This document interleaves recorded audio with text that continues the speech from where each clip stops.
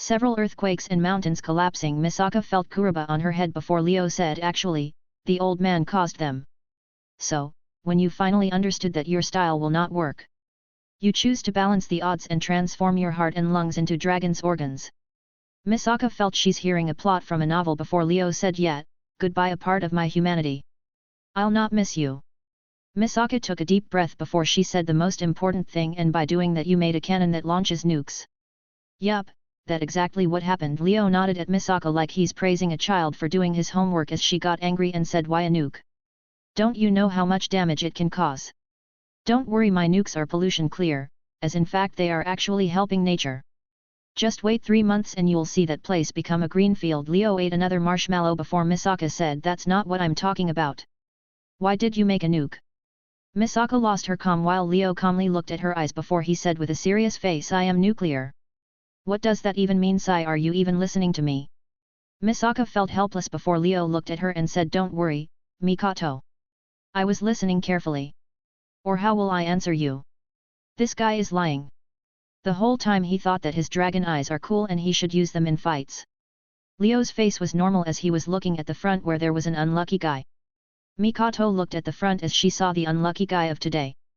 Kazuma was under the siege of baseball balls thrown at him, as he was doing all he could to dodge them, but he still got hurt as he glared at the culprit. The wind cat was holding the cannon and it wearing the same sunglasses as Leo while shooting Kazuma with balls. What he's doing again? Misaka asked before Leo said he wanted to train and get stronger, so as his friend I'm helping. Helping with what? Misaka looked at the relaxing Leo doubtfully before he said, I saw he had a huge luck, so he needs to learn how to use it in dodging before he learns to hit others. Misaka felt there was some truth in that, but an angry shout came from behind, removing her doubts. Don't listen to him. He's just a gangstar that turned into a King Arthur wannabe. A/N, Saber from Fate has a dragon magic core. But before Kazuma said anything else, a baseball ball hit him to the face again. I'm a caster, not a saber. Leo calmly took another marshmallow before he roasted it. Flashback before this started. Leo that finally recovered his power walked back to the mansion and reached it after he gave up and teleported at some point. Kazuma saw Leo appeared from nowhere as it was very early in the morning before he asked him about what happened there. Leo explained briefly before Kazuma nodded and said he wants to start that training. You want to start now? Leo looked at the sky that was still dark before he said, why? I'm almost reaching 1000 points and I'll have that upgrade, so I choose to train now. Kazuma nodded confidently, but Leo frowned before he said 1000 points? Kazuma. How much did you get in those check-ins? 98 and 92 points, why? Kazuma said in confusion before he saw Leo activating his chat room screen and did a check-in before he only received 12 points. PFFFF. Kazuma held his laughter, but that vanished at the moment he looked at Leo's dragon eyes that weren't friendly. How lucky! How about we put that to practice? Leo smiled at the shaking Kazuma before he grabbed him and rushed to the backyard. Flashback ends. How can a sword-holding guy be caster? Kazuma stood up as he dodged the balls. It's called Melee Mage, and it's next to the Melee Archer with great casters in it. Leo looked at Kazuma before he said, like Uruk Axe Gilgamesh and Avalon Juggernaut Merlin. Don't bring FGO here. Kazuma didn't have time to talk now because the Wind Cat was focusing on him. Don't worry about him. Leo looked at Misaka before he said he also wanted to see if this will work like that guy.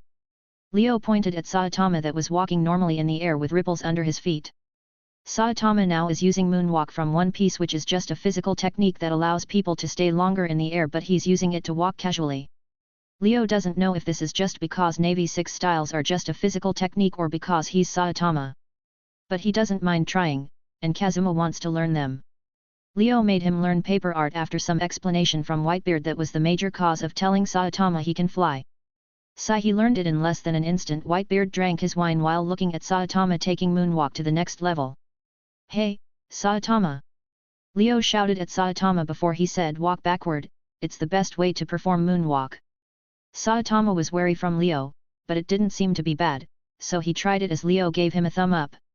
Did you see Kagaya? Leo suddenly remembered the old hag that didn't show up until now. No.